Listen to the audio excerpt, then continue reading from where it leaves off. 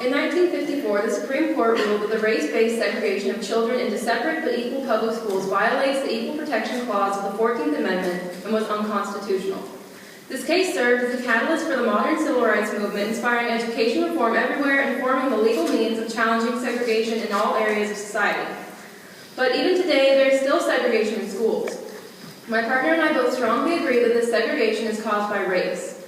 This is why we stand in firm negation with the resolution. Policies aimed at ending de facto segregation in public schools must focus on socioeconomic issues. If my partner and I are able to show you that much of the current de facto segregation in schools is caused by race and that this segregation is harmful, we will approve the policies aimed at minimizing the effects of de facto segregation should focus on racial issue and not socioeconomic issues. According to thefreedictionary.com, de facto segregation is discrimination that happens in fact although not required by law. An NPR interview with John Britton highlights the fact that de facto segregation exists and is on the rise, saying, America's schools are more segregated than they were 15 years ago. And some districts are so segregated that they have what the study calls apartheid schools. The Department of Education, that once was a champion of school integration, has now abandoned the effort, furthermore, to let school districts build schools in Black and Latino neighborhoods, perpetuates segregation with state full funding, and they let predominantly white schools renovate and build new schools. Further pointing to race as a perpetuator of de facto segregation, Michelle Menchaca, in her 2012 article, De Facto Segregation in Public Schools Remains an Issue, says, although outlawed by the U.S. Supreme Court more than 50 years ago, segregation in public schools persists across the nation. The report conducted by the Civil Rights Project at the University of California elucidates deepening segregation for Latino and Black students. These findings, based on data from the Department of Education, shows that 43% of Latinos and 38% of Black students attend schools in which fewer than 1/10 of their fellow students are white. Because both of these articles show that race is a key cause of de facto segregation. But not only is race a key cause of this de facto segregation in public schools, it also greatly affects the achievement level of those who are affected. According to Gladys Rosario in her article, Racial Achievement Gap in Berkeley's Public Schools Persist, the segregation of public schools has detrimental effects on students of color, particularly with the rise of the achievement gap, a trend in which minority children tend to be outperformed by their white classmates.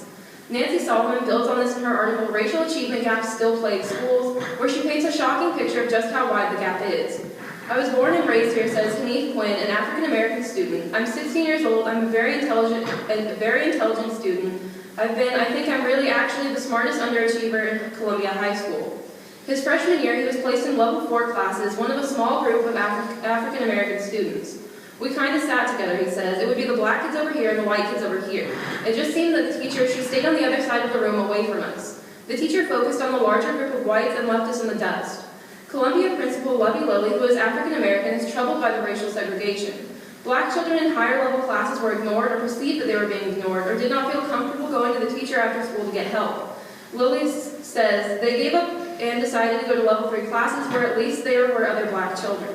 But this comfort comes with a penalty. Lower level classes ask less of students, so they do less. We can see that both of these articles point to de facto segregation coming from racism as detrimental to what students of color can achieve. This de facto segregation in schools is directly harming these kids' abilities to learn and succeed. Segregation still remains an issue in public schools. Some schools remain so racially segregated that they have been dubbed apartheid schools. So this segregation, although not always on purpose, causes a gap in the achievement level of students and can be extremely harmful. This is why me and my partner both stand in firm negation of the resolution and point to race as the biggest factor in de facto segregation. Thank you.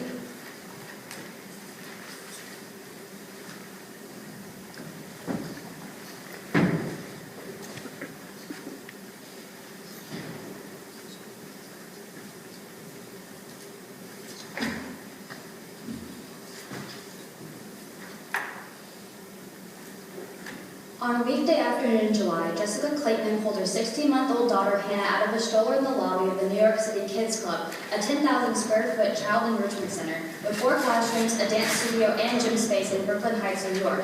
A circle of parents and nannies holding babies were swaying and singing along to the goodbye song. A playgroup for young toddlers was up next on the schedule. Hannah was sleepy after a nap, but her face lit up as she let loose with several other toddlers and their nannies. She grabbed some blocks and then headed to a table stocked with piles of a pink Play-Doh-like sculpting material. For 45 minutes, the children wandered around building dolls and blocks, grabbing each other's toys and taking turns on a miniature slide. When time was up, they sang along with the cleanup song and helped put away the mess. The family states that they have spent thousands of dollars on this club alone and have spent even more on a private preschool that their eldest son attends. This story was published by The Atlantic on August 28, 2013. It may not seem like a big deal. This family has money to give their children a good education, but situations like this are increasing the achievement gap. The article states that social class has become a main gateway and barrier to opportunity in America. The achievement gap is our modern de facto segregation. My partner and I stand in firm affirmation of the resolution. Resolved. Policies aimed at ending de facto segregation in public schools must focus on socioeconomic issues. Socioeconomic issues have segregated schools, increased the achievement gap, and have disadvantaged children of all ages. Contention 1. Socioeconomic status is the biggest contributor to de facto segregation and the achievement gap. The Atlantic article goes on to say that these days, middle-class children are also falling further behind their affluent peers. The test score gap between middle income and poor children has remained stagnant. It's the gap between the top earners and the rest that is growing rapidly. And though more poor middle-income children are completing college these days, they can't keep up with the growth in college graduates among the wealthiest families. A 2012 study by Reardon also found that more and more seats in highly selective schools have been occupied by students from high-income families. The Huffington Post published an article on June 23, 2012 about the growing achievement gap. The article states that 1 in 5 American school children live below the poverty line. The article also explains that poverty affects learning. If a child lives in a poor neighborhood, their schools will not have as much money, meaning their money will most likely go to the teachers rather than programs to help further education. The students also may move around a lot due to eviction or other reasons. If the student moves frequently, they cannot grasp the knowledge because each school district has a different standard. According to the Washington Post from September 9, 2012, children from poor families do worse than kids from middle class and wealthy families. Children do better if their mother has a college degree, and overall, children of all ethnicities and races do better in schools with less than 25% of the student population coming from low-income families. Because parents from higher-income households use their money for educational purposes for their children, the children from lower-income households are disadvantaged. This creates an achievement gap for children as young as 5. Some children will be more advanced than their kindergarten peers simply because their parents can afford a private preschool. Contention 2. Poverty is colorblind. Poverty doesn't know the boundaries of race. Anyone can be poor. The Washington Post article brings up race statistics for this. The poverty rate for children living with a female parent with no spouse present was 44%. Broken down, the numbers were 52.8% for American Indians, 51.3% for blacks, 49.6% for Hispanics, 35.1% for whites, 33.2% for Native Hawaiian Pacific Islanders, and 29.3% for Asians. Therefore, segregation in schools is caused more by the amount of money a household has, rather than race. We can look back to the Atlantic article for a quote from Sean Reardon, a sociologist. Income has become a much stronger predictor of how well kids do in school, Reardon says. Race is about as good a predictor as it was 30 years ago. It's more that income has gotten more important, not that race has gotten less important. We should focus on closing the achievement gap, helping families out of poverty, to end segregation in schools. In order for children to get a better education, equal opportunities need to be present for both upper and lower class, and everywhere in between. Students shouldn't have to deal with the segregation from the age of 5, especially when they don't understand the meaning of income.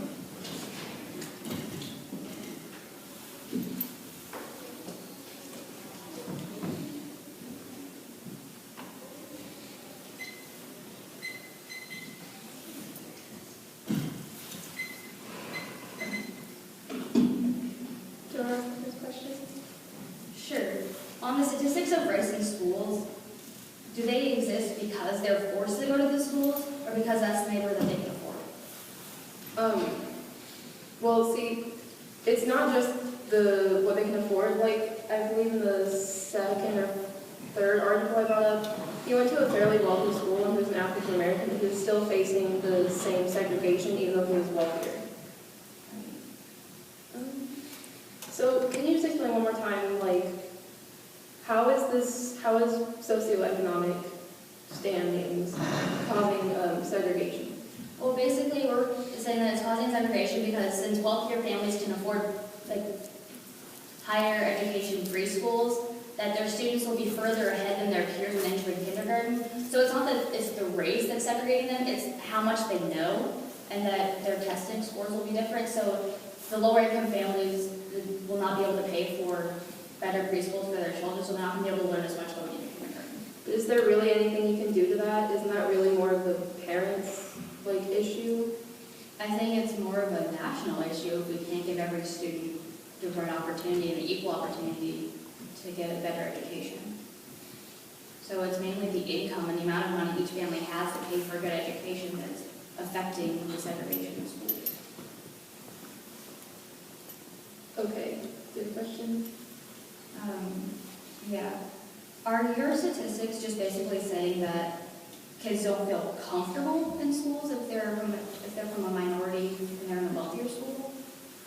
It's saying a lot. It's saying that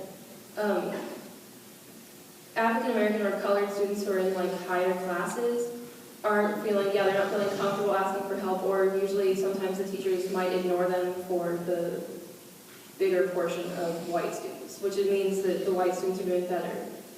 So would giving more students the opportunity to get a better education prevent that from happening? No. Good question. No. Awesome. All right.